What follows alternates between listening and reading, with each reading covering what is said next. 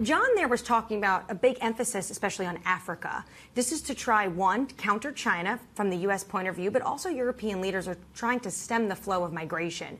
How are you seeing this public-private partnership play out? Yes, I think Africa, the real situation is that Africa is going to be 1.5 billion people going to 2. And frankly, how can you not have a continent of that type contributing to future economic growth? That's the other way of looking at why Africa. And so what I'm trying to talk about there is what creates jobs for those young people. It's got a demographic dividend coming through it. But if you don't give them clean air, clean water, healthcare and education when they're growing up, and jobs when they're older, you have a problem with that demographic dividend becoming a liability. Can't do that only with government money and multilateral money. That's why people like what Larry did yesterday or Satya was talking about.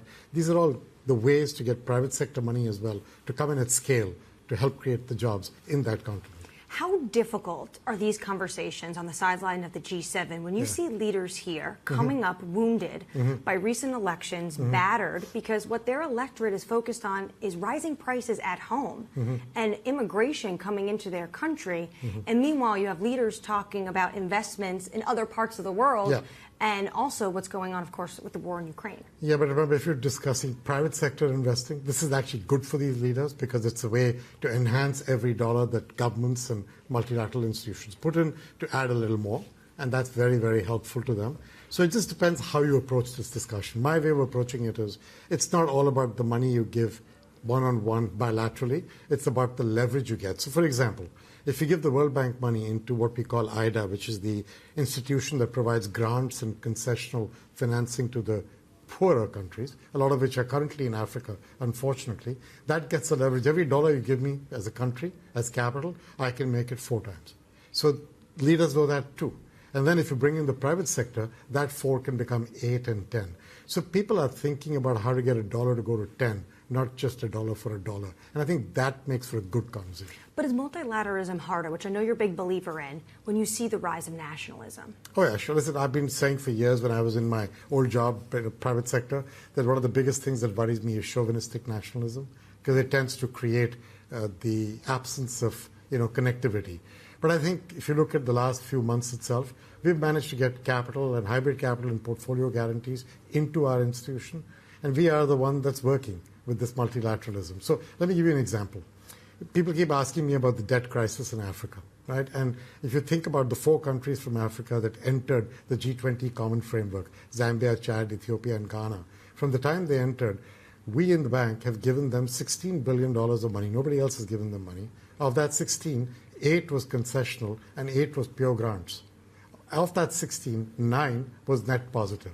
So that's all multilateralism at work. People just talk about one part of it, but multilateralism does work with the leverage that institutions like the bank provide. We, of course, have a U.S. election coming up. And part of what you've wanted to expand in your approach at the World Bank is not just poverty, but also climate. Do you think that would be at risk if we were to see a Trump presidency? Not really. I remember that during his prior presidency, he was one of those who actually gave the capital increase to the World Bank. He sees the value of this leverage and the value of this kind of institution. Just to be clear, when I talked about a livable planet, I want to make sure it's not just climate. It's fragility, conflict, violence.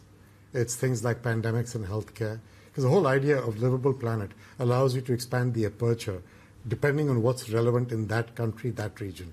In some cases, it is climate. In some cases, it's fragility, conflict that is driving things. In others, it is climate that is driving the fragility and conflict. You have to get to the root cause and try and go at it. Will there be more pressure, you think, whether or not it's Trump or Biden, potentially to figure out what's going on with China? They are the biggest bilateral creditor, and many say that what they are doing in a lot of these countries is called a debt trap. Yeah, interesting. So I think where they are today is quite different from what it probably was some years ago. All the conversations we've had, the G20 common framework and the IMF and the World Bank run something called this Global Debt Sustainability Roundtable. And in that, everybody comes. The multilateral who are there, us, the bilateral creditors, the private sector creditors, of which there is a very large amount, and then the so-called earlier ones, the Paris Club. What's really changed is it's not just bilateral credit that's an issue, it's also the private sector that is involved in lending. So today, if you want to do a debt restructuring for these countries, you have to first know who's put what money on the table, what's it cost, What's the covenants of its repayment? What's the whole thing in it? Get that data on a sheet. Without that, it's very hard to know how to adjust that money in. So that took time. But as you see it getting done and you can begin to see countries moving through the framework, I still think it's too slow. I think it should be faster, because if you make it faster, more countries will feel emboldened to enter into the framework. And I think we need to work our way through this. What you're offering, do you see as a viable path for these countries instead of, say, turning to China? Oh, yes. I think it's not an either-or. By just China. People are borrowing money from India. They're borrowing money from the United States. They're borrowing money from the UK. Remember this, bilateral creditors have been around for a long time. It may be called ODA in some cases. It may be actual lending through some countries. There are countries borrowing bilaterally as well. I don't think it's an either-or, that it has to be either multilateral or bilateral.